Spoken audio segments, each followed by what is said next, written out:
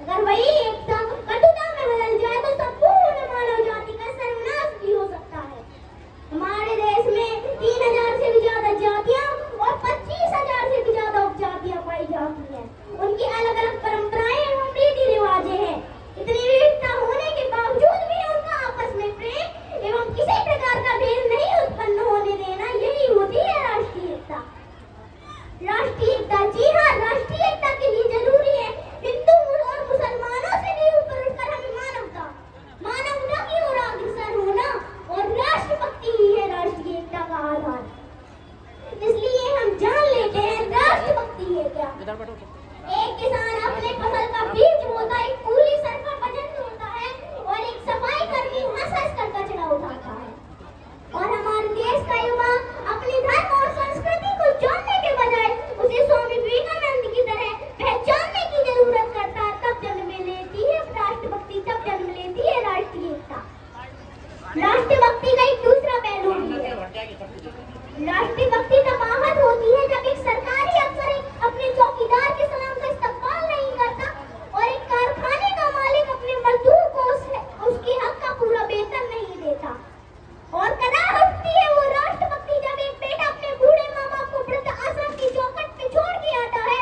और छिन्न भिन्न उठती है राष्ट्रभक्ति जब एक मुसीबत में फंसे इंसान की मदद करने के बजाय हम सेल्फी लेकर अपने लाइफ बढ़ाने में लगे रहते हैं।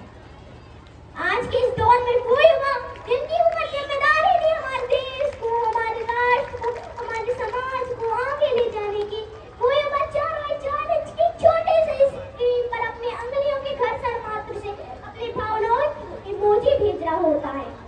4 बोतल वोट का काम मेरा रोज का भारत का भविष्य तबाह कर रखा है। आज हम ऐसे समाज में जी रहे हैं जहाँ पत्थर की मूरत को लगते हैं 56 बम और भूखे नंगे तड़पते सो जाते हैं लोग। मजदूर को मजदूर समझिए, मजबूर नहीं। गरीब को काम दीजिए, दान नहीं।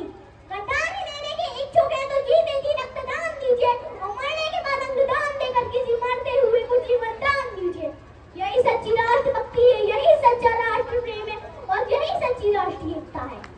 एक वैचारिक बीमारी हमारे समाज में मुझे नजर आती है। कहा जाता है कि हम विश्व के सबसे बड़े लोकतंत्र में रहते हैं जहाँ हिंदू पैदा होते हैं, मुसलमान पैदा होते हैं, सिख ईसाई सभी पैदा होते हैं, लेकिन बदकिस्मती इंसान पैदा नहीं होते। और मेरे विचारों से ना हिंदू की जरूरत है ना मुसलमान की जरूरत है। राष्ट्रभक्ति के लिए एक इंसान की जरूरत है। जरा सोच के देखिए, ये पेड़, ये पत्ते, ये शाखाएं भी परेशान हो जाए, ये पेड़, ये पत्ते, ये शाखाएं भी परेशान हो जाए अगर परिंदे भी हिंदू और मुसलमान हो जाएं, अगर परिंदे भी हिंदू और मुसलमान हो जाएं। अगर हमें राष्ट्रीय एकता को साबित करना है तो हम सबको एकजुट होकर मानवता की ओर अग्रसर होना होगा। आज मैं भारत की बेटी इस मंच पर अपनी पूरी जिम्मेदारी के साथ कहती हूँ कि राष्ट्रीय एकता तभी संभव हो सकती है जब हम सब मिलकर, आप सब मिलकर प्रयास करेंगे, क्योंकि हमारी जिम्मेदारी हमारे देश को, हमारे राष्ट्र को, हमारे समाज को आगे ले जाने की।